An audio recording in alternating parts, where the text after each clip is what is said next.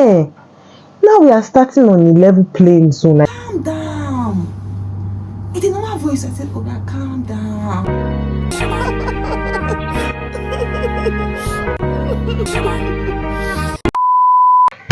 hi, hello, and welcome back to my YouTube channel, a safe space for you, for me, and for everybody. Today, I'm coming with a little story time, and by what the title implies, yes, my Uber driver from hell, from literal hell. How did it start? Woke up that morning, I was having a horrific day. Horrific. I had a terrible day. I woke up that morning, I went to work. Work is a story for another day. A story that I will not tell now. I went to work that morning feeling so terrible. Like, I've never felt that terrible in my life. Like, I felt so terrible. I went to work, I did not have a great day. I had just come back from my trip, Christmas and all the shenanigans. So there was that also. I was tired. I'm not call it jet lagged. I can be a princess sometimes. I can't consider that as maybe jet lag or whatever, but it's normal. No matter, even if you go by air, you go by road, once you make a journey, it just has this effect on your body. And that was the effect. I had to change my flight. I had a lot of that's a story for another day, safe. Like I said, work. Back to what I was saying. After work that day, I branched to see my people. And then I knew I had nothing in my fridge, and I'm the kind of person I planned, so I needed to have food that I'd either be taking to work and food I'll be eating in the house. So I knew if I didn't do it today, there was no other way, and I just tried to mismanaged my time, tried to do a lot of things at the same time. I was okay, and I made up my mind that I would go to the market very close to where I was branching to, and then I would buy things I wanted to cook it where I was going to, then carry it back to my house later in the evening. That was the plan. I felt strong. I felt like okay, I can do this. My people were like, hey, they will even help me to cook and all that. Like, it's not a big deal. I should come. So I did that after work. I didn't even go home. I took my raggedy ass. I got to the market closer to where I was going to. Went round. The market was horrible. Sign from God. I bought what I could buy, and then I headed to where I was going to. Going there was nice because there was food that was already made. I felt good. I was like, okay.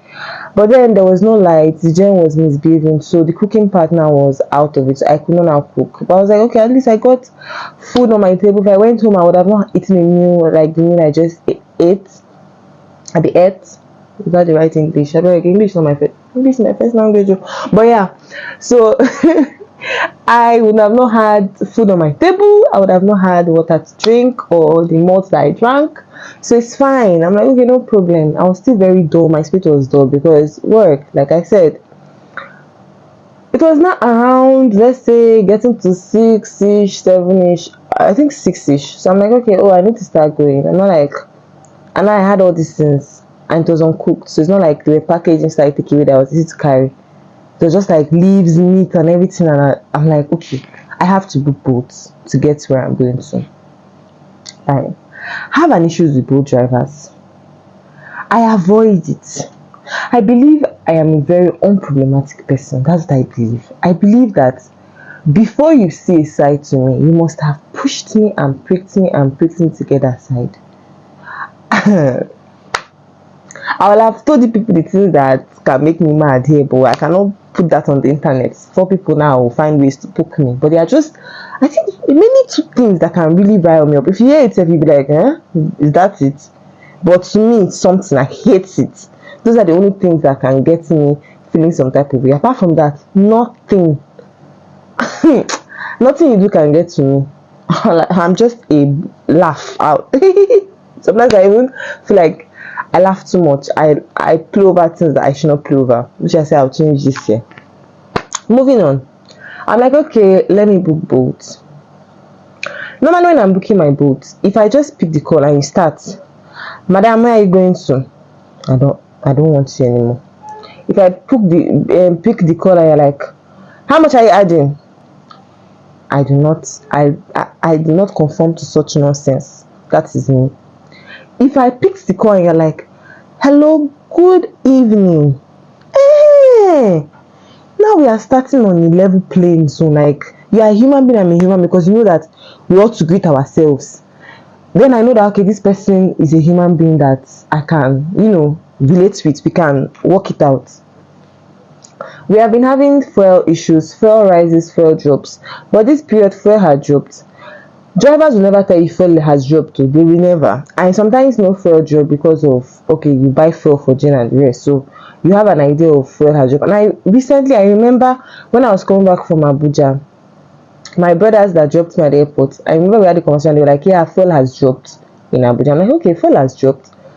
So, because both drivers, my ears spinning me, fuel this, fuel that, fuel this, fuel that, fuel this, fuel. I'm tired. Every time I enter a boat, they just start talking about fuel immediately. Like, it's like the conversation. You cannot just enter a boat and you just sit down and speak, talk to your thoughts, or like not talk to your thoughts, but like, it's no longer there. They'll just start with free. Maybe you just enter inside their car, you get to your destination. It's like an emotionally blackmailing you to give them more than you're supposed to give them.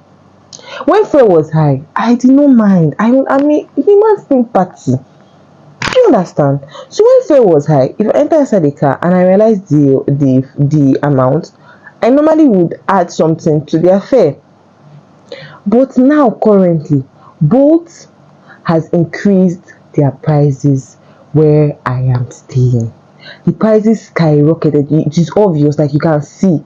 It's probably double the amount of what it normally is. So they have already placed that into consideration and increased the boat fare.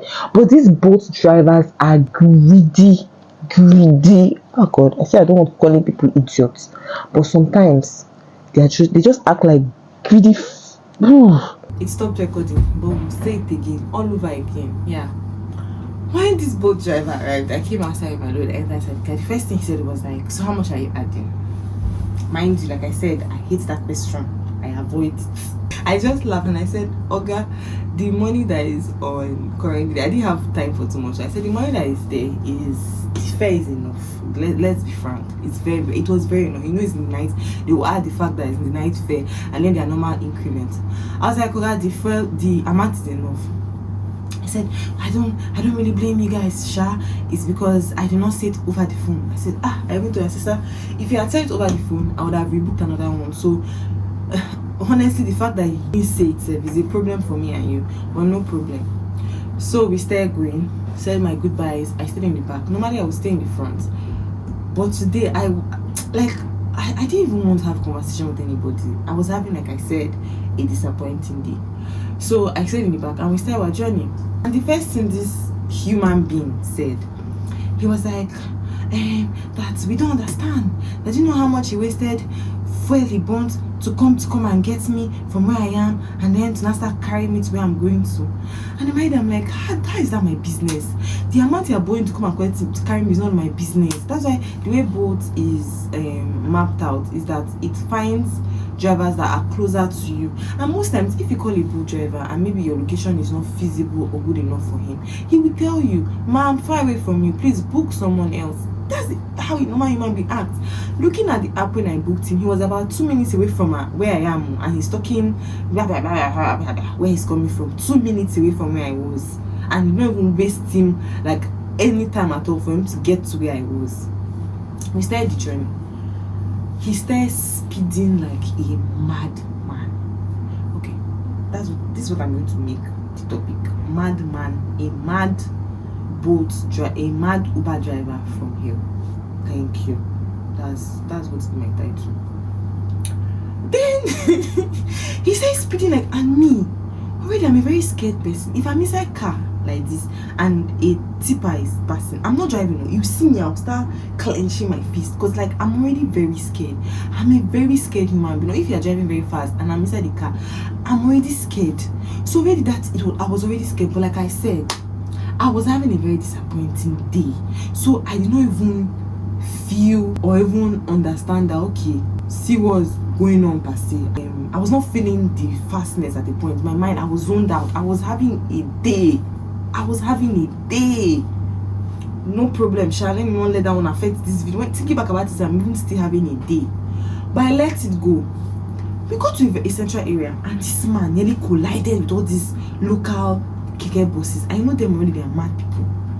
They started shouting, me too. That's when I'm like, okay, calm down. In the normal voice, I said, okay, calm down. I'm not in a haste. Anything I'm in a haste. Please, I want to get to where I'm going to safe and sound. I told him. He said, okay. We kept on moving. He kept on firing. One of my friends called me. I picked the call. We spoke on the call for a while. I just used that as a means to zone out from his nonsense. And we got to like the junction where I entered to go to my house. It is a normal route going to my house, but this madman decided within himself that he would take another place that is longer. Do I care? Because this just have this notion that boat is going to add a certain amount to it. Boat normally adds amounts when it seems like, well, from what I've learned, I might be wrong, but I used to feel like when you are stagnant at the position, that's why it adds more when you are in hold up per se. So what is it going to add when you take a longer route? It's not past 100 or 200 naira. It's not that big of a deal. So I left him. If you want to be mad, be mad. Today I was not even in the mood. We kept on moving. I'm like, it's fine. He passed the long route. Funny enough, where I left, they were like, they just had this notion that feeling that they had to like track my ride. I don't know. It's how God works. They said track my ride, and they realized the man was following different routes going to my house. Like when I was giving them the gist over the phone, because a lot happened. But no problem. When I got to another junction, my house, you follow here to go to the junction, but there's another bad road, all this backyard. But I don't really like following it because you're unsafe, all those things. The road is even terrible, so I don't used to mind telling them because no boat driver wants to enter bad road. But him, he just zoom, and it was a one-way something safe. What do you do? At first I stood up, but I said, okay, where are you following? So this is where my map told him to follow. I lay back, I laugh. I laid back down. He now noticed I was laughing sarcastically. He was not like, he now paused the car.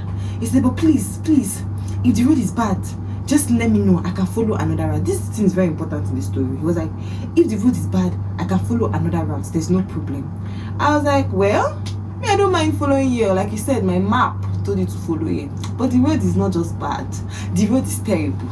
But since you have already diverted, you can say, no. He can turn. He turned back to now follow the proper road. Very important factor in this story. So we're already very close to us. I'm like, finally. When I stay driving, mind you, this is the address that I've been putting on boats since 19 Boogie Day. This is the same address I put on every boat ride that I've ever entered, and they take me to my house. We got to like inside my house road, and we're going down. Before I know, the human being just stopped somewhere. Like there's like it's like where he stopped. There's just an entrance, and then that's my house. Like my house is not even up to like 1 minute from where that place is, and he just stopped. Me, I was in the back, I was lying down, and I raised my hand like, okay, what happened? No, it's inside this road. See, let me use this as the phone. This is me in the back. He was like, as you can see, he never done. He said, as you can see, ma, the map ends here. I laid down and I said, sir, what did you say? He said, the map ends here. I said, please, the map does not end here because this is not my house. The map ends inside that street because this is where I've been looking boat from eternity to eternity. This is where sometimes my house is very inside, but there are some very smart boat drivers say that put them follow the map and they get to that my road, that my gate gone. So what are you saying? This is where the map ends? I told him, sir, this is not where the map ends. Oh, in a very calm voice. Like I said, I was having a disappointing day. He said, well, for him this is where the map ends, so I have to come down. Who has to come down? Mind you, like I said, I'm not a problematic person. A lot of times, because that road is somehow narrow, I tend to stop halfway inside that road and come down because I have it in mind. Okay, so they will have a means for them to turn and all that. I used to consider boat drivers. That's why it pains me because I'm part of the 1% that even considers them. I don't have a car yet, but I know there are some places that my car will not enter. So I'm like, okay, no problem, I consider him. But today, like I told you, I went to the market. I had a lot of load that I was carrying in my hands, that I cannot start jacking those loads and walking. I had eggs, I had meat. You know how all those things come from the market. It's not like I even went properly prepared for I went straight from work. I didn't have a big bag, nothing. I told him, sir, I cannot stop here. I have loads that I am carrying, and that's why I booked boats. That if not for this load, you would have not been here, because I'll enter normal taxi transport and I'll not pay this amount that I'm about to pay. So this is the reason why I'm paying this amount, and you're going to drop me at my house. I said it. I didn't even say the way I'm saying it now. Like I didn't even have any spirits in me that day. This is how I told this man, JJ. This man still stay there. And mind you, where he even parked safe, he parked anyhow. There were two people that were seated close to where he parked, and he just parked. Like I told you, he has been driving like a madman. He just parked by their side. The men had to tap when we were staying there. Men tap said, Oga, you know if you park for here, I just and park where. But like, okay. He not parked. Me, I laid down in the car. He not turned. He was like, madam, please come down from my car. I started laughing. That's when I knew that my mental health was at stake. I was going through a lot to the point that my head at that point, but I was thinking, daughter of Zion was thinking, God knows, like, this girl, why were you thinking that much that day? I don't just understand. But I was thinking. So when he was so that I was just mellow, he kept on hammering. At a point, he was making noise. I was just laughing. I feel like it's at that point you realize that you feel like, say, I don't want to speak pidgin, but it seems like this person I'm in this car with is not normal. But he did not know the gravity of how unnormal I was. Do you get? He did not understand it yet. He was not like, madam, you go come down, no. You go come down. He not done. And I look at him, I said, okay, if I don't come down, what will you do? I look at him straight in his eyes. He turned back, he looked at me. He turned front first again. He now called, because it was not my phone we used to book, so he called the line of the person that booked it from the other side. That's when they knew that there was a problem. He said, I don't understand this person inside this car. I have been patient with her. She just lies down there. She's not talking. Even at the point I was driving rough, she said nothing. She sat down. She did not tell me, no, don't drive rough. Don't drive this. Don't drive that. Now we have gotten to where I'm getting to. She's still lying down there. She's not saying a word. She doesn't want to come down. Those people, they now called me. That's when he knew he was in problem. When I picked the call, I told him, please, tell this man that the Favour is not coming down from this car. It's either he will carry Favour back with him wherever he's headed to, or he carries Favour to the front of our gate and Favour comes down. I dropped the call. I was looking at him, I was like, madam, you will come down, no? I said, I will not come down. I adjusted myself where to lie down. I said, Oga, you'll be carrying me back to where you're coming from, or wherever you're going to. Carry me along. It's even better safe. Because as I am, it's better you carry me to where you're going to safe, so that I'll not even think of what I will eat tomorrow, how I'm surviving. You just carry me and do with me as you wish. Just carry me and go. He was shocked, like, and I stayed laughing. I laugh. I sat down and I said, Oga, this is the one advice I used to give people.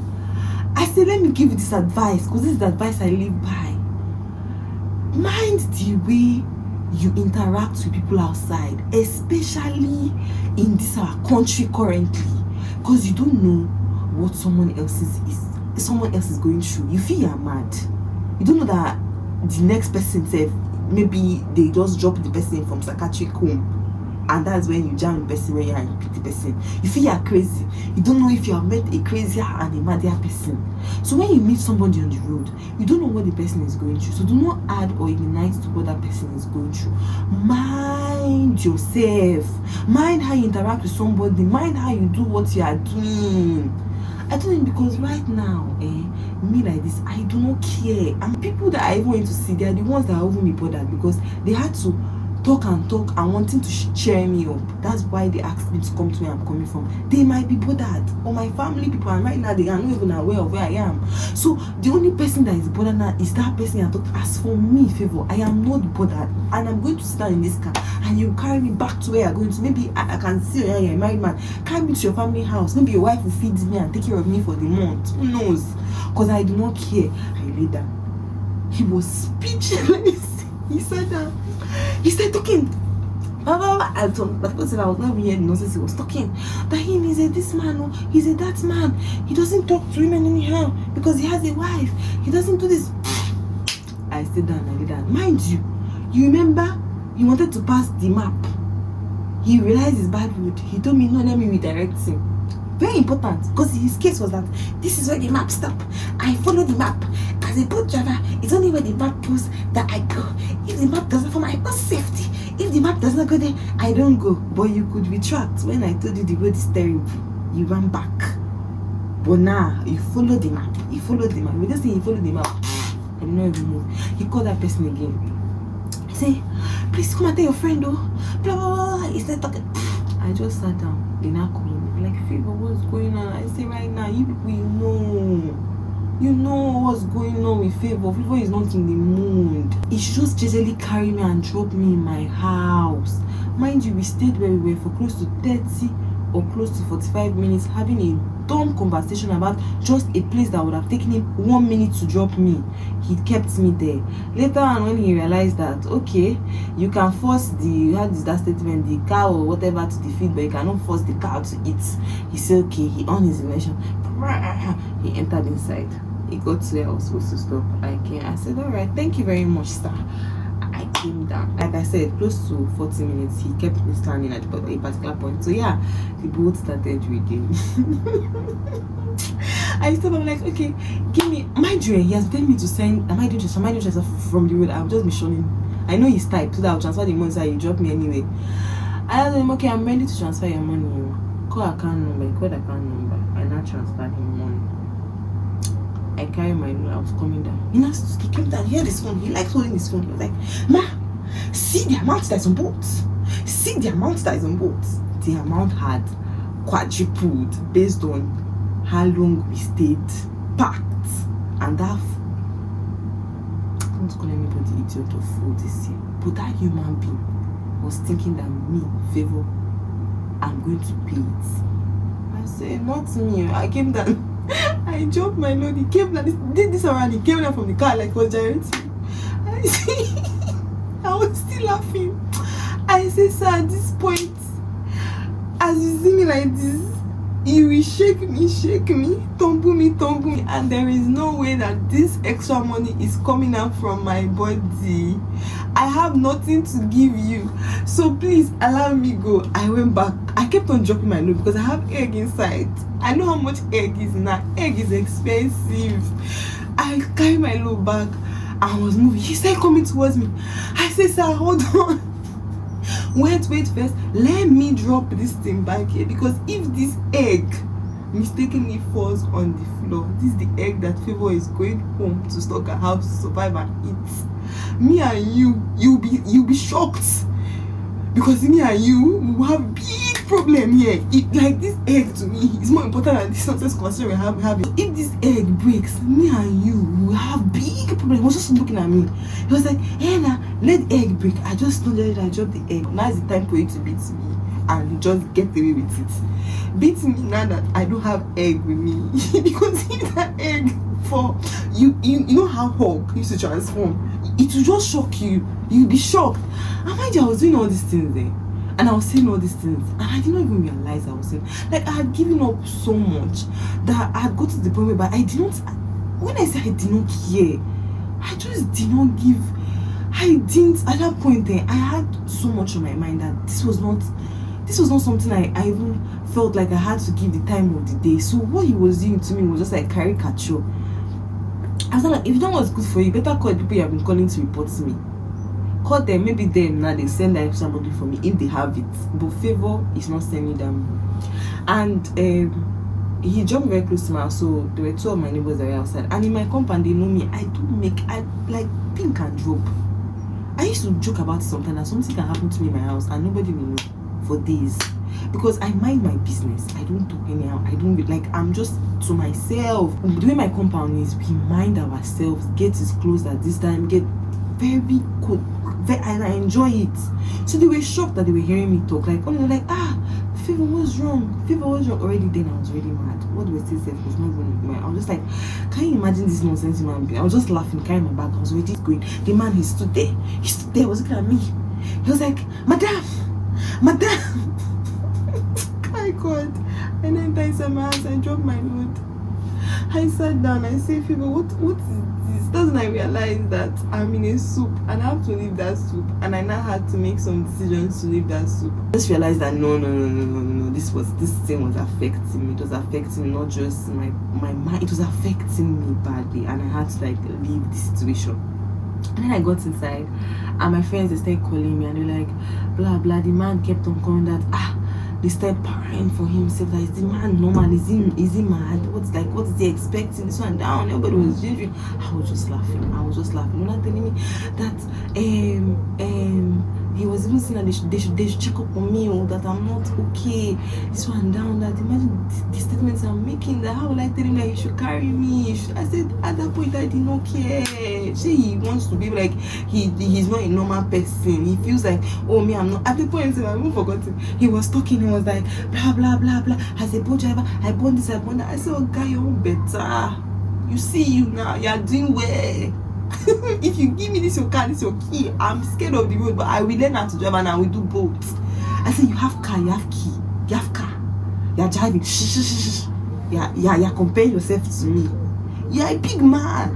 That's how I'm telling you. I'm honored to follow you back to where you're going to. I'm honored that you drive me back to where I'm. At least it's drive we are driving. We're not jumping from one keke to another. Let's go back to where you're going to.